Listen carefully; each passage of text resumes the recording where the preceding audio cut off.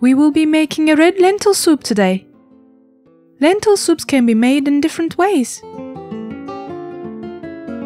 But this recipe passed down to us from our grandmother, so that's why it is our favorite. I am adding half a tablespoon of butter and a tablespoon of olive oil to a cooking pot. Then I am adding a finely chopped onion to it. I will saute it until the onion turns translucent. I am also sprinkling a pinch of salt over it, as that will make it cook faster.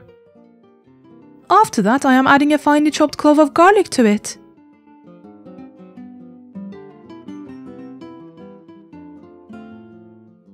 After sauteing the garlic for a minute, I am adding a tablespoon of tomato paste.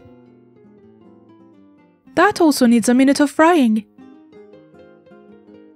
Now I am adding a liter of water to the pot.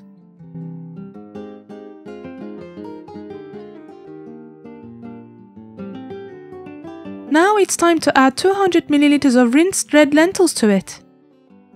If you'd like to have a bit more of salt, this is the time to add that as well.